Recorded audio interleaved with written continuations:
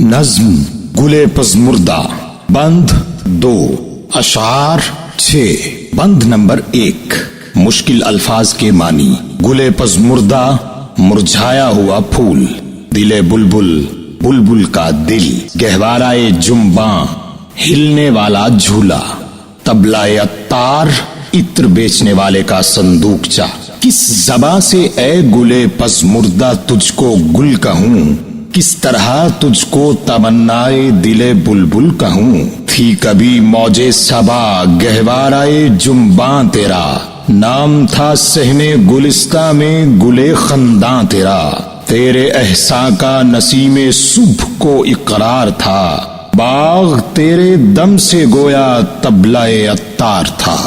تشریح۔ خواتین و حضرات، جیسا کہ آپ جانتے ہیں کہ قرآن پاک نے زندگی کے ہر پہلو کا احاطہ کیا ہے، اور میں عبد المنان ذاتی طور پر اقبال کے پرکیف کلام کو دیکھتا ہوں تو اقبال کا کلام میرے نزدیک 3 علوم کی خصوصیات کا مرکب نظر آتا ہے۔ پہلا علم قرآن پاک، پھر علم حدیث، اور تیسرا علم مولانا جلال الدین رومی کی حکایات۔ اس لیے اگر ہم غور کریں تو اقبال نے زندگی کے تقریباً ہر پہلو پر قوت گویائی استعمال کی ہے۔ جیسا کہ آج کی اس نظم پر غور فرمائیے کہ اقبال نے یہ نظم ایک مرجھائے ہوئے پھول پر لکھ دی ہے۔ میں سوچ رہا تھا کہ شاید اقبال کسی باغیچے میں بیٹھے ہوں گے اور وہاں ایک مرجھایا ہوا پھول انہیں نظر آیا ہوگا جسے وہ پہلے بھی دیکھ چکے ہوں گے۔ اسی وقت ان کے ذہن میں خیالات کی آمد شروع ہوئی اور انہوں نے نظم لکھ ڈالی۔ پہلے بند میں حضرت اقبال ایک مرجھائے ہوئے پھول سے مخاطب ہیں جو مرجھانے کے ساتھ ساتھ اپنا وقار اور خوبصورتی بھی کھو چکا ہے۔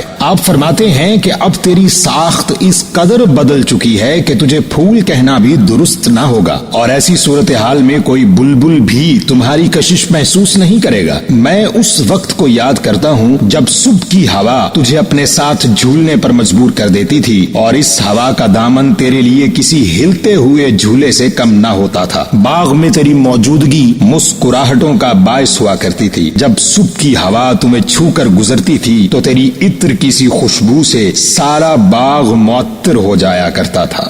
بند نمبر 2 مشکل الفاظ کے معنی۔ دیدائے گریاں روتی ہوئی آنکھ، نہاں چھپا ہوا، ہمچو مانند، اسی طرح، نیستان سرکنڈوں کی جگہ یعنی وطن، بشنو سن لو، می کنم میں ہوں، تجھ پہ برساتا ہے شبنم دیدائے گریاں میرا، ہے نہاں تیری اداسی میں دل ویراں میرا، میری بربادی کی ہے چھوٹی سی ایک تصویر تو، خواب میری زندگی تھی جس کی ہے تعبیر تو، ہم چو از میستان خود حکایت می کنم، بشنو اے گل از جدائی ہا شکایت می کنم۔